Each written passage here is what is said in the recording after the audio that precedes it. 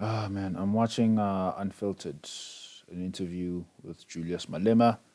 Check it out with me. I hope SABC News does not copyright strike me for this. I just want to react. I want to show my genuine reaction to this because I thought it was interesting. I was watching a few minutes of it, and already Julius was talking about load shedding and how we're going into the dark ages. And immediately I got so pissed. I was like, Ish, it really stresses me out, this load shedding crisis. But obviously he's gonna talk about more. But let's hear him out. You have to be an advanced detachment of your society and always be ahead. So I know for a fact that there was an exchange between FBI and our secret service here at home where information was given that we are likely to have a great collapse in the next 2 weeks. Sure. So as we speak about stage 8 and all of that, once you go stage 8, stage 10, effectively there is no longer electricity. And I had that in good authority, and it didn't take 2 weeks. Already they're telling you, prepare yourself for stage 8. They're preparing you. I hate the ANC so So much just to for this. clarify, the FBI had communications with South With African our authorities. intelligence here at home. The problem is that the ANC politicians want to act business as usual, want to act like there's no crisis coming. Yeah. There's a big problem coming. There's no one who shows the sense of agency. There's no one who shows some concerns, and this information was given to them. But you also Yeah. said that this could happen within 2 weeks. Yes. And if it doesn't happen in 2 weeks, that might be seen as scaremongering or fearmongering, or trying to whip up people's fear in this very difficult time of load shedding, which is already hard enough. There's no fear. You are told of stage 8. What is fear about that? You are on stage 6. It's progressively getting worse. Heading for worse situation. In less than 48 hours, they came to tell you, prepare yourself for stage 8. What happens after stage 8? Is there stage 10? Should we continue to call them stages? Or should just declare crisis and say, we're back to the dark days? Because stage 6 are low. It's a nightmare. Imagine stage 8 and stage 10. So there's no scaremongering. They've already proven me right that the crisis is ahead of us, as confirmed it today. So I was not scaring anyone. Yeah, exactly. I was just saying to the country, please be aware, we're heading to a crisis. The president doesn't show the sense of agency. The ministers don't show a sense of agency. No one takes us into confidence as to what is really happening in this country. And that's the thing. It's like, okay, you know what? Like, I don't care if Julius Malema is up to his political scheme or plan or whatever. Already load shedding is bad enough. Already load shedding is bad enough. Whatever he's trying to whip out, maybe our anger or our frustration or our fears, those things should already be escalated by just the simple fact that we are in load shedding. And too many people are saying that we're in a crisis as a country. As a country, we're in a crisis. I don't care if he's trying to whip up fear out of us. There's already fear. Because load shedding is already here. By the way, it's load shedding if you haven't picked it up here right now. I'm actually using my router and my UPS. It's crazy, man. I think your exact statement was that in the next 2 weeks we're heading into darkness. So are you confident of your information on that? Stage 8 now. That is not lightness, it's darkness. But it was for a month, or we're going into darkness for 2 weeks at a time? No, not 2 weeks, not 2 weeks at a time. I'm saying the crisis is going to worsen in the next 2 weeks. Yeah. It has already begun with the statement that was issued today that we're now going to stage 8. There will not be stage 6 after stage 8. It has to be stage 10 or darkness completely. And that has been confirmed. So I told you in the press conference, less than 48 hours or so, they came back to say, please ready yourself for worse situation. And that's what I was warning about. One of the other things that you said in the press conference... I've never said anything that has never come to pass, by the way. Oh, well, I'm not sure about that. I'm not sure about that. One of the things you did say was that in a few weeks, after all that's happened with load shedding, you think that certain people who've been involved in ESCOM before, and you said a wide range of people, to be fair, to look at that statement, but one of the people you said should, quote, come back is former Eskom CEO Brian Molefe. Now, Brian Molefe is facing serious charges of corruption. The state capture inquiry and the state capture report leveled serious, at least suspicions. There's some political stuff. Why would we want Brian Molefe to? You can't trust politicians, back, not even unquote. Julius Malema. What did the State Capture Commission say on Brian? It didn't say anything. It said it recommends further investigation. Tulima Donzela said there must be a commission to investigate Brian. The commission comes and says there must be another investigation on Brian. The charges that Brian is confronted with are the charges of Transnet, have got nothing to do with Eskom. I'm not saying the charges must be dropped. I'm not saying he's innocent. All I'm saying is we are in a crisis and any help must be welcomed. We shouldn't push people away who can help us. I spoke about former CEO of Eskom, Maroha. I spoke about Coco. I made a call that everyone who can help us come out of this. I didn't say they must employ them back. I said, when you're confronted with a situation like this, you call out on all patriots to come without being partisan. Even the ones that brought up to the situation. So, Brian, he must be investigated. If there are serious allegations of corruption against him, go on with that. But here is an elephant in the room. We've got an immediate crisis which has got a potential to collapse this country. Imagine if the grid collapses. There will be no network of cell phones. There will be no water because water must be pumped. There won't be anything functional. So, as we proceed with whatever we're proceeding with against Coco and Brian and I don't know, man. can they be patriotic enough to come and help us with this project? And they were not patriotic before. And I've made that very clear. Yeah, So but were you not condemning the other ones for being corrupt as well? Now that your friend is found out to be corrupt, were you not condemning them too? Why are you not condemning your friend? Is he not equally charged, equally liable of the corruption that was happening if he is found guilty? Why would you say one person should, most of them should be let go, should be charged, should be in prison for the implicated crimes, but one of them should not be done so because we need their help or something like that? Then don't we need all of their help? I don't understand. I don't even follow politics. I don't know who you're talking about, but already I know that, you know what, as much as I like Julius Malema, you can't trust politicians. He's a politician at the end of the day. He is. Yes, that the State Capture Commission found anything. I said it raised suspicions. Yes. But Molefe is facing charges, so the NPA at least has brought a case against him. We don't know which way that will go until the court pronounces. But those suspicions even existed before the State Capture Commission, they existed before before this case. And you know, and you said arrest them. You said of Brian Molefe at a speech in Joubert Park in 2017, you steal money, you want to collapse the only institution that gives poor black South Africans electricity, and thereby undermining, I quote again, the black majority.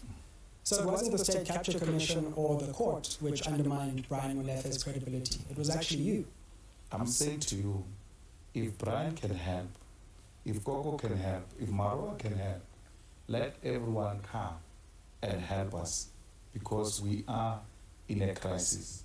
To be dwelling on who said what will not bring light to this country. All we want now is the solution to this problem. But the charges that Brian is facing, it doesn't make him guilty. Brian, in the eyes of the law, he's like me and you. He's innocent until proven otherwise. So, if Brian can be the solution, let Brian come and help us. If he's got no skill, no problem. Let's go look for people who can come and help us. We weren't fetching people who had no idea whatsoever and put us in a more crisis we find ourselves in now.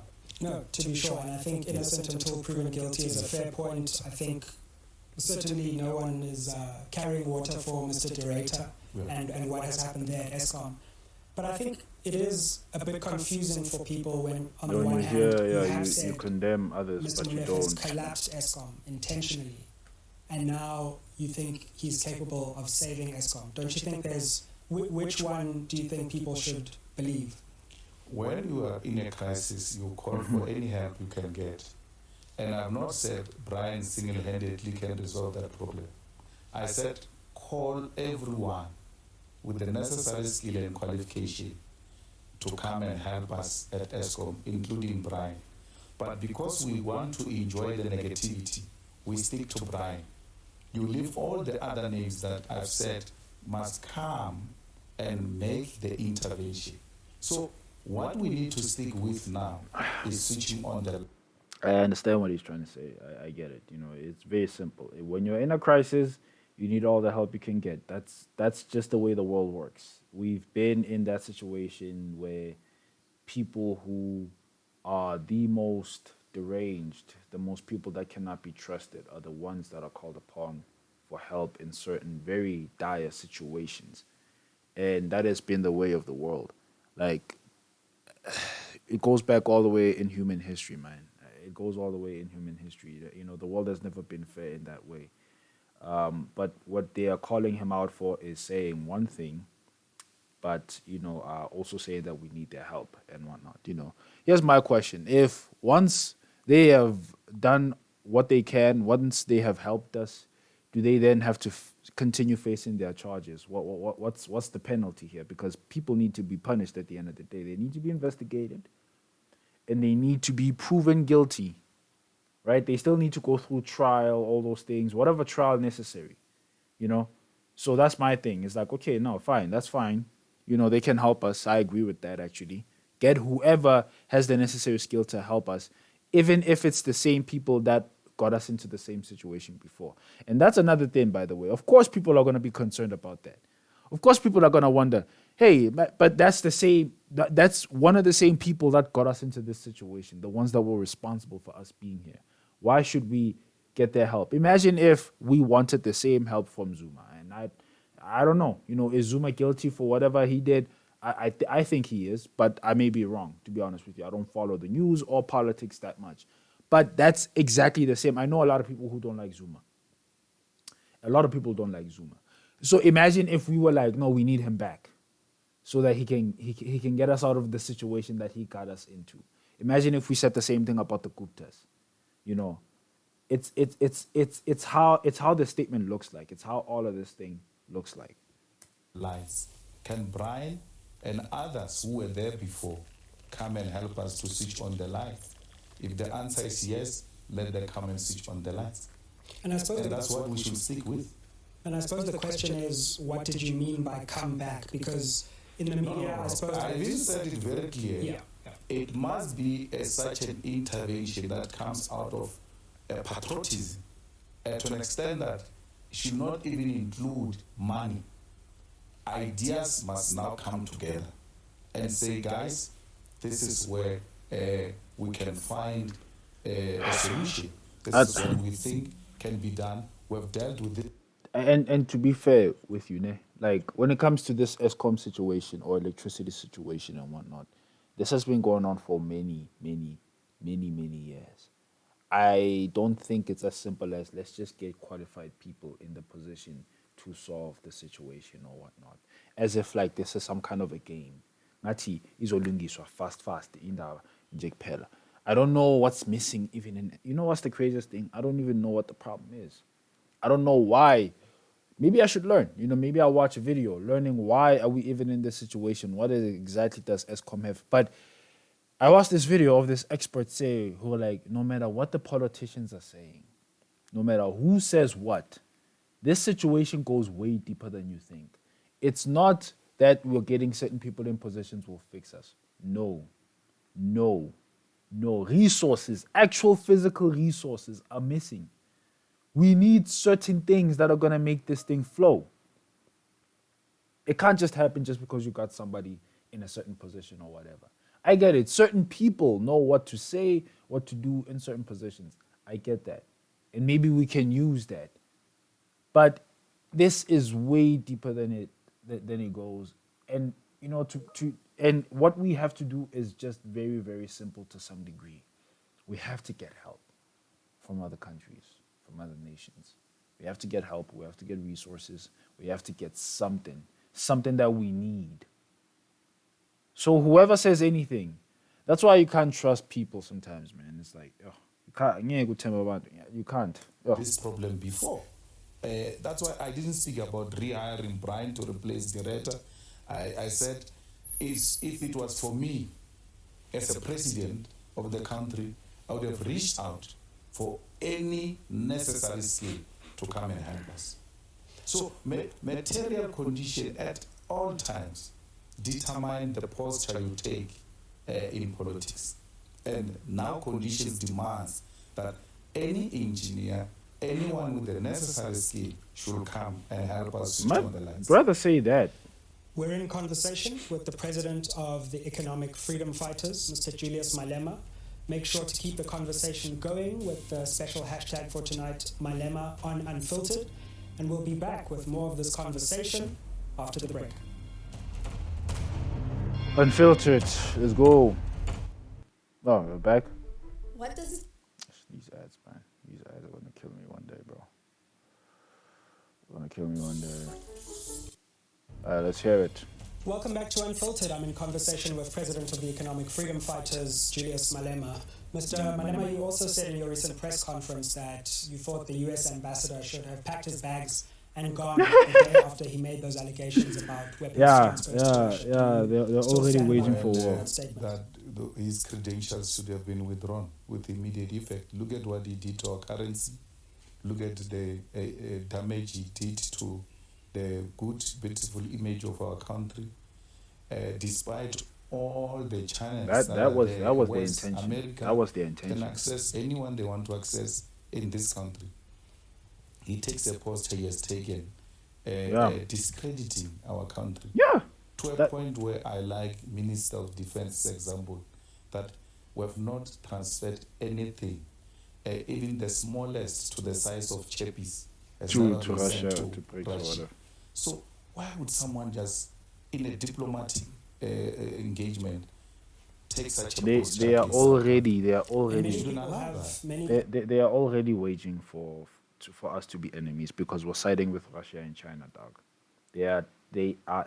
You would think people would play fair game, but history doesn't even show fair game at all. When it comes to politics, when it comes to countries going against countries, everybody's looking out for themselves. America is looking out for itself. Of course, they won't like it when we are siding with BRICS. Of course, they won't like it. They probably never liked the fact that we are in BRICS at all. They probably want us to be part of NATO or whatever. If anything. And even then, even if we're not part of NATO, they still have their hands in South Africa.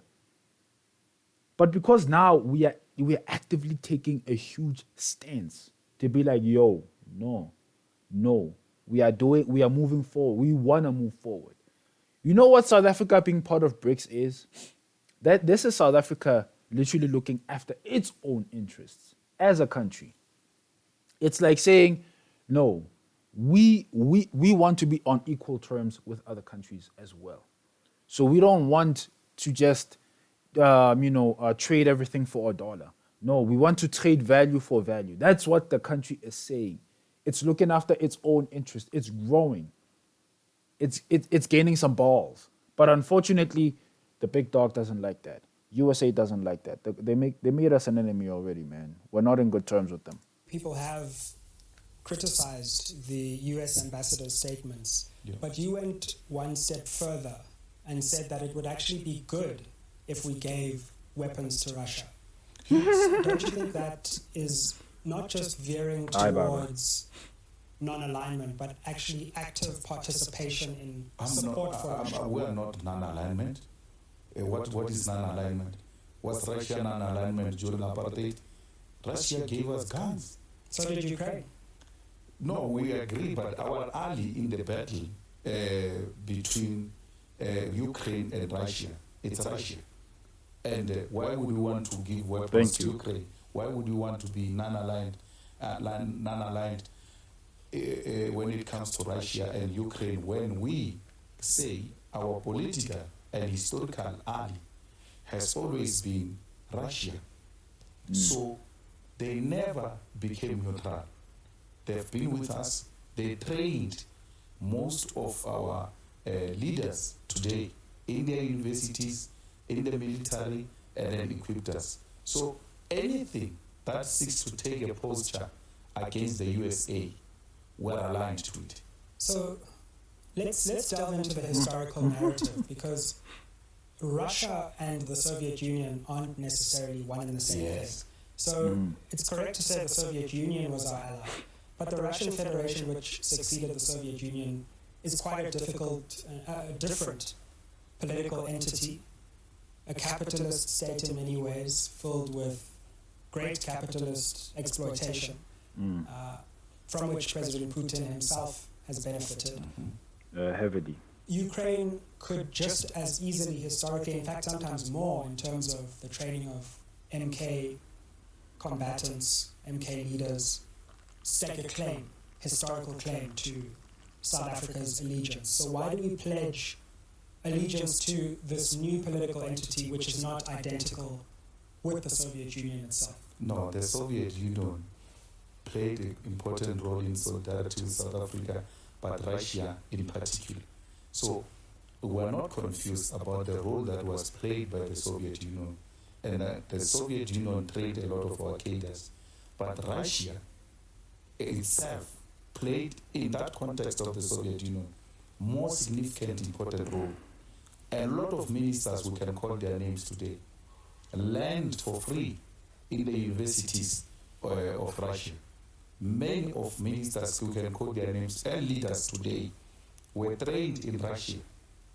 And we're not confusing Russia with the Soviet Union. We know the difference.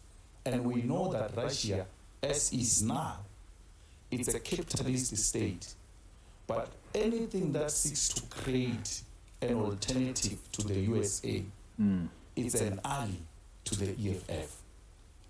Capitalist in nature, but it has taken a posture to take head-on in alliance with China, a socialist state, to take on the imperialism and to take the USA directly. And that, for us, is what makes Russia in this context more strategic. Some would say that's too clear, or that's too much of a dichotomy that you're drawing there between, if you're against NATO, if you're against the West, Yes, then you must be supported. Isn't it possible to, in the tradition of many revolutionary African leaders, to say, as in the case of the Cold War and the Soviet Union, we're not in the Western Bloc, nor are we going to support acts of war and aggression that come from the alternative bloc. We're going to create our own path in international relations, because otherwise one falls victim to the claim that you're a lapdog for Russian interests, instead of having your own position on these questions. No, we're an anti-imperialist organization. And anything that takes head on imperialism, we aligned with it. We're not a Russian lapdog. We have to create both tactical and strategic allies international if we want to attain socialism as a system that should operate worldwide. We cannot operate in isolation. And that's why you see the Communist Party of China not having a difficulty to align with Russia, knowing very well that Russia and Putin is a capitalist system, and Putin is the beneficiary of such a system. But in the international politics, they've taken a correct posture, and that posture is what we are as the EFF. And that's what people are asking for when it comes to the to the president himself of South Africa. We're asking for an answer, because America is already saying some bad things about us. It's very clear that America wants to make us they want to paint us in a bad picture. They want us to be enemies because we are sort of aligning with Russia, you know. And let's make it clear, man. Like we're not aligning with Russia because of some righteous reason. You would say like we have always been allies with them, so we're siding with them or something like that. No, no, no, no, no, no, no, no, no, no, no. You know, and it does seem that way, but every country is looking out for itself. If we were in the position of any of these big countries, man, it would be very clear that we are not aligning with any country. We're aligning with what benefits us as a country. Maybe that's how people should look at it. You know, it's such a shame that America has its claws on us the way it does. It's just such a damn shame. It's such a shame, bro. And it's also a shame that you know Russia is as big as it is, and it can equally be a replacement of the USA to South Africa. It's just such a shame. It's such a shame that we are in this position at all. It's as if like we lost our chance to become an independent superpower country somewhere somehow. And now we're trying to pick ourselves up. You know, we're making big moves and everything. And now the big dogs, they don't like that. Abayrate, dog. And now we're being bullied. Yo. And if Russia doesn't like what we're doing, or China doesn't like what we're doing, we'll equally be bullied. It's crazy. Announce Russian aggression. Do you find anything wrong with the fact that Russia intervened directly in Ukraine, went to war in contravention of the UN Charter? Do you denounce that? My guy, well, with Ah, my Russia, guy. we're not denouncing Russia. And we'll give it Ah, to my a guy. constituent state. Information about that. Well, the office of Oh my guy, bro. And what's again? Like, can I? Whoa, hold on. Oh my goodness, this Ukraine thing, young Tina, dog. It's like, whoa, are we forgetting what America did here? are we ignoring the fact that America is literally the one that is? Even Americans are admitting they're like, dog. America's the one that is causing all of this. Literally, there was a deal. Do not step in to the borders of Ukraine. NATO should not step into the borders of Ukraine. What does America do? It steps into the borders of Ukraine. They warned them. They said, don't do that because we are going to react. You're going to force us to react. What do? They step in. Away. Whatever's happening in Ukraine, it's America's fault. of the United Nations High Commissioner for Human Rights says that 24,000 And if there's any bastard out there who's gonna say, no, there's a better way to do things, I don't know where you live in, but history, your history does not even show, even where you come from, it does not show that that's how people have done things. combatants, civilians, have died in Ukraine.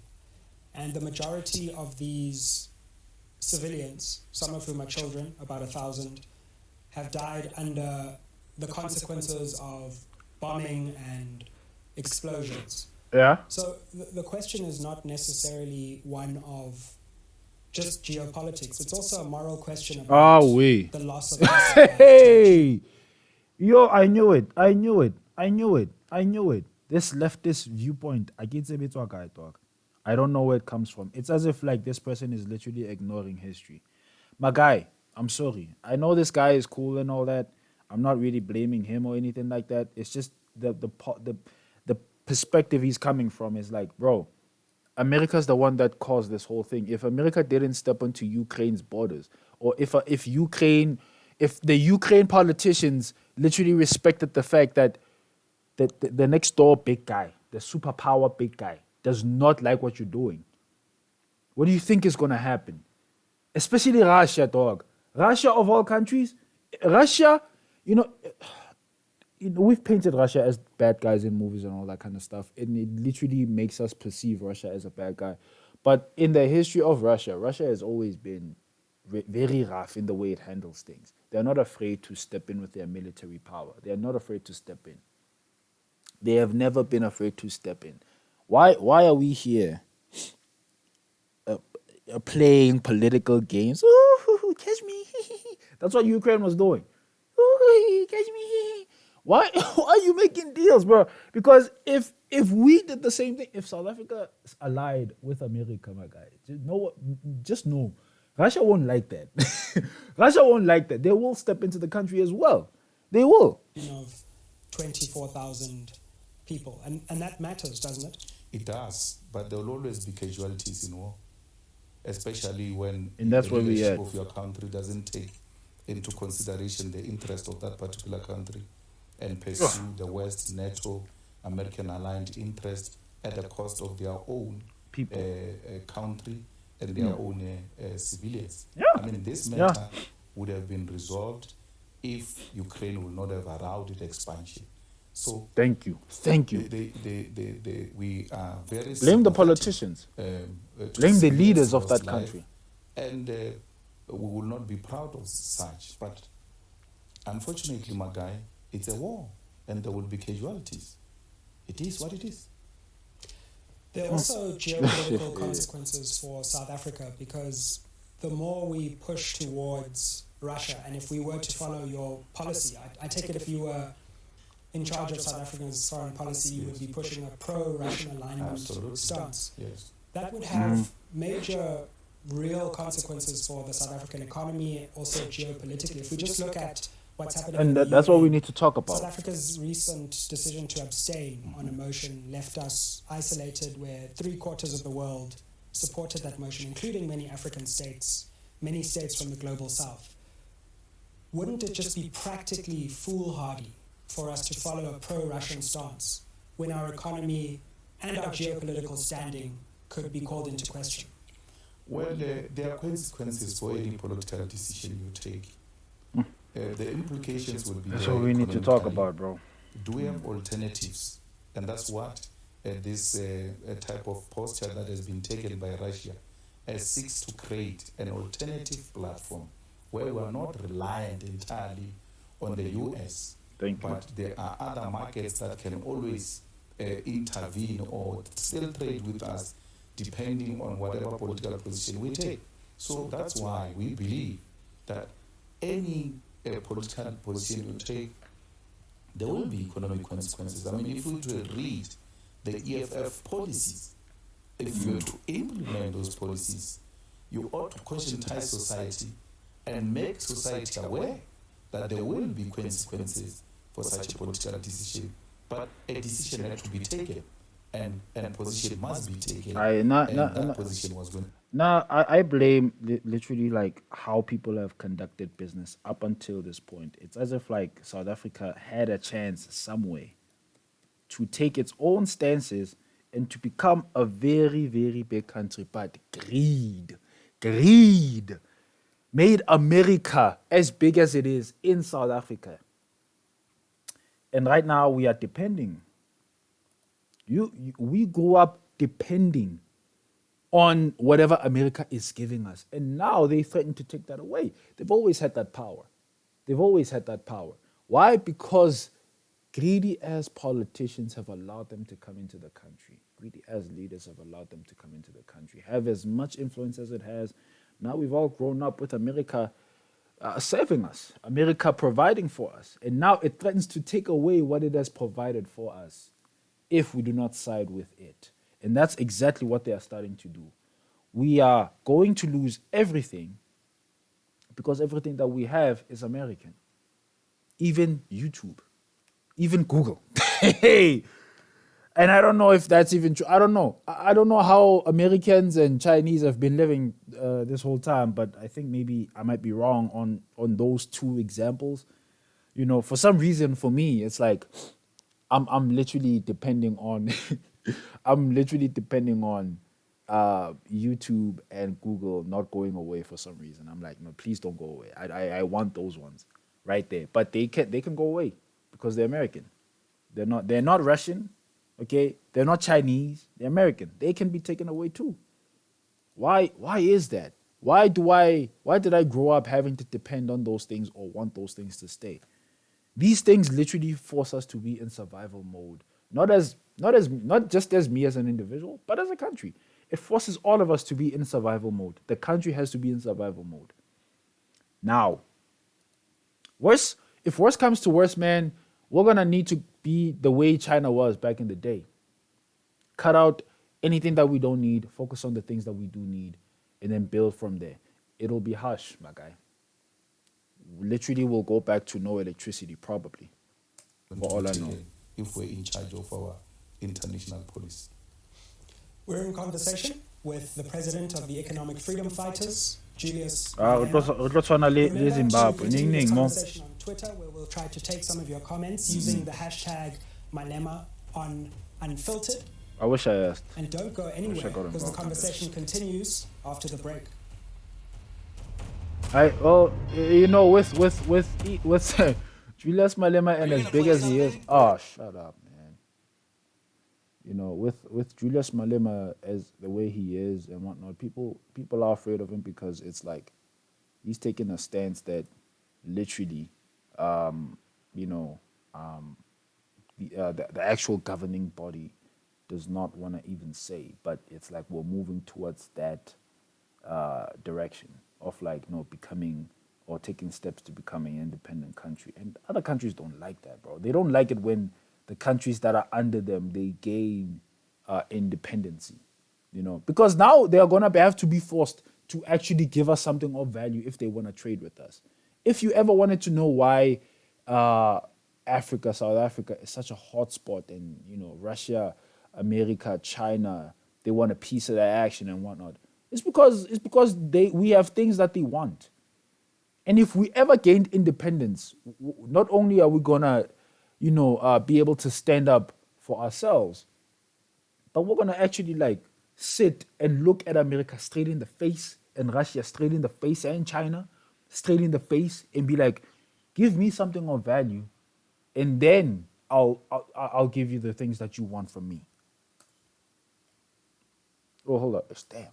I didn't read this thing. With EFF President Julius Malema. Mr. Malema, let's come to some more domestic questions. Yeah. I've been listening very closely to your recent statements, and one of them is that you're dissatisfied with the energy and the intensity of some of your own representatives in South African legislatures.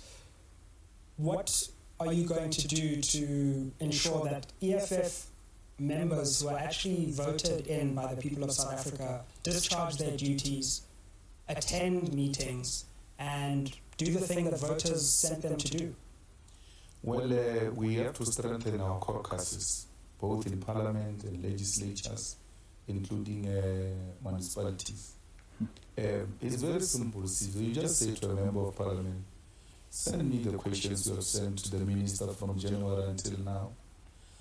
Send me the statements you have made in public about the department that you are sitting in the committee of, and the inputs you have made, both in the plenary and in the committees from January until now. And you find the person has not said anything, has not submitted anything, and so such people, you will have to ask them to recuse themselves. But why hasn't that happened? Why has that been allowed to happen? No, remember that when the EFF came on the scene as a party which said we're going to be different from the ANC, we're going to wake the ANC up from its sleep. Yeah.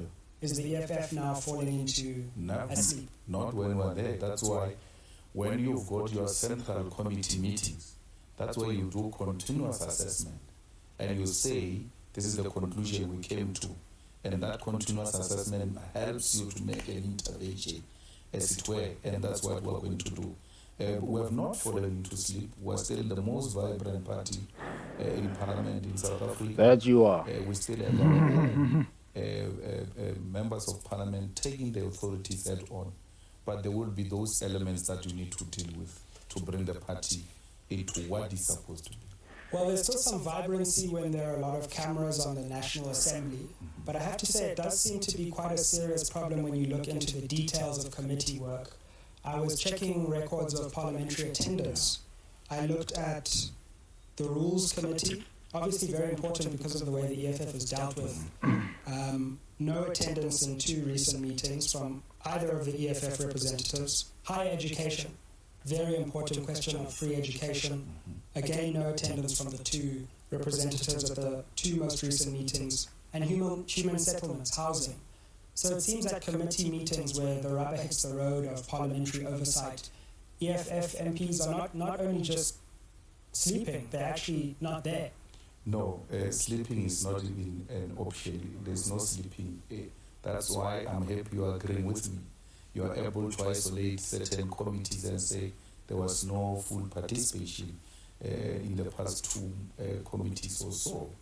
And that's what I'm saying. And we are the ones who brought this to the fore and said there are these things that we may want to attend to in the immediate. We agree with you entirely that there will be pockets, but the vibrancy is there. You go into Scopa, you find our national chairperson there, you go into correctional service, Besta, you go into international relations, our comrades. And what gives me even more interest is that it's females who are leading the charge, who are having an impact on what the EFF is doing in Parliament. So there will be here and there, and I'm happy you mentioned education, because the higher education is one of the areas we identified that it looks like there's no full participation there, and we may want to zoom into that space. So I raised that, so I have no reason to argue differently about it. I raised that, and I raised it in public because in the EFF we believe in a constructive self-criticism, and also to be accountable to the people who have elected us. We don't have to hide anything from our people here. Hey man, listen, as much as I'm listening to Julius Malema right now, and as much as I like him for other reasons, not because he's right or anything like that, just because, I agree with him on a lot of things, of course, but as a politician, I can't trust politicians. I think he's okay with that. He should be, at least. What I like, one of the things he said in McG interview, the one that I watched, and I can't believe I took so long to watch that one, but I watched it eventually. One of the things I like is the fact that he made it clear that he welcomes any question. Any question should be asked so that he can answer it. And he can stand there and answer all of them, which is what I aspire to do myself. It's like, if you accuse me of anything, if you want to say anything to me, say it to my face, and I will respond to you, right? Of course, if I want to say something, if I want to take time to respond about something, then I'll take that time. But otherwise, I want you to come to me and ask me those questions as well. And that's exactly what he does. He welcomes any question, and he answers the questions. That's what I like about him. Now, as a politician, I know you can't trust politicians. I know you can't trust governments. They are leaders of the country, and there are things that they do, and they want to be seen as angels, but at the same time, there are things that they do out there, decisions that they make that either benefit the country in a very bad way, like you have to do evil in order to serve good, or they're doing something very evil in order to serve evil, which is they're doing something very bad to the country so that they can benefit.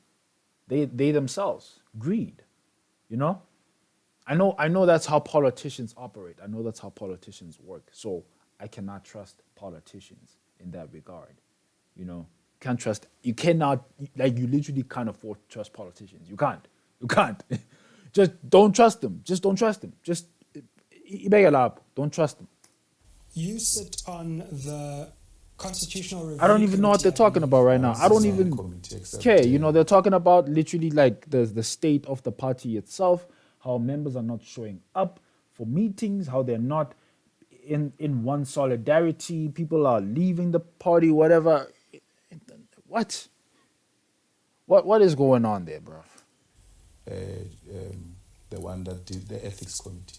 And the Section 194 Yes. committee. Yes. That is not a committee. That inquiry of the Special inquiry. Do you think your attendance has been a model for the committees that you are on, have been on, for other leaders within the party? I sit in ethics. I do my work there. In the 174, I sit with the Treasurer General of the EFF. imagine just two senior of us. So she's been very effective there. I will be charged with other organizational responsibilities, but the EFF in that committee has never been absent. What about local councils and local municipalities? What is being done to rein in some of the councillors who aren't attending meetings, aren't being as energetic as you and the EFF have professed to be? What can be done about the local government level? No, we need to get the deployees who are deployed in the provinces there, from national and provinces, to make sure that EFF have caucus meetings before the council. Then take a position and say to the councillors, go and execute this position of the EFF. Most of our councillors are relatively new people into politics, and without the necessary guidance from the leadership, they are going to think they are doing something right, only to find that they are offending the system. So we should take full responsibility ourselves to ensure that councils, EFF caucuses sit, decisions are taken, and those decisions are executed. I'm one person who, when I make an observation on a particular council or a province that the EFF is not making a serious impact, I will reach out and say to the comrades who are deployed there, but I'm not impressed with 1, 2, 3, 4, and you must go and support those comrades at that level. Of course, local government is not just about this attendance and being energetic and holding power to account, but it's also about the coalition dynamics which have captured the imagination of our country. And I think it's fair to say the EFF has been playing a role of centrality in many metros, many municipalities in our country. Now, on the one hand, you're part of a cooperative agreement for governance with the ANC, at least in places like Tshwane and Johannesburg. On the other hand, you have said you're not in any relationship with the ANC.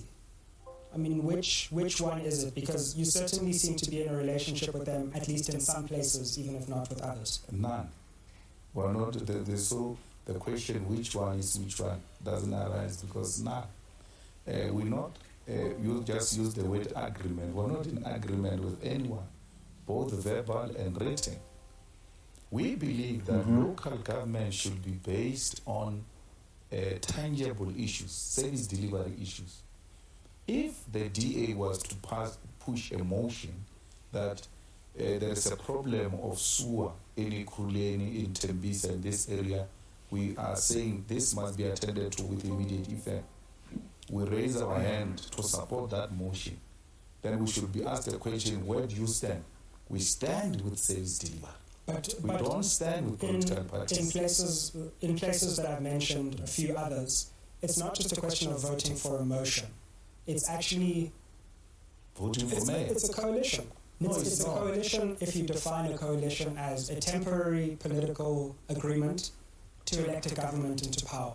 That's what a coalition is. And that's what the EFF has been doing. I agree with you. But that's what the EFF has been doing in various places. You go into Ekurhuleni, and then they put two guys who are contesting for the position of the mayor.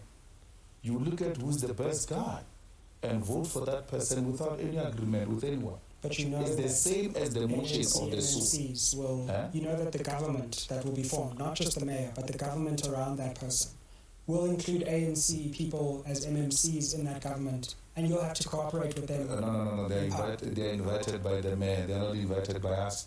We don't appoint any MMC of the ANC. We didn't appoint any MMC of PA in Johannesburg. They're invited by the mayor. So you can't have it both ways. You're going to say to the mayor, we appointed these people, and then come say the EFF, we appointed these people. No, there ought to be someone who have appointed the MMCs. We were invited. Listen, I'm not gonna watch the rest of this because it's a long video, and please go watch the full video yourself in this channel, SABC News. It has 1.92 million subscribers. I think because of what's happening, they have been able to provide news of, of current, happenings in the country and everything. So maybe that's how they gained lots and lots of subscribers. I can't even remember how many subscribers they had before that, but go watch them, support them. I'll do my best to watch the whole thing. I'll watch the whole thing now myself, and yeah, I want you to do the same thing so that I don't take the shine away from them. My purpose was just to react to this. My purpose was just to share my thoughts, because especially when we talk about the electricity load shedding situation, it pisses me off. It really pisses me off. And then on top of that, the country might go to war. That sucks. Like, we can lose every single thing that we have right now. Everything, every single thing, which sucks. Seriously. But I don't think it'll come to that, and I pray it doesn't come to that. So yeah, goodbye.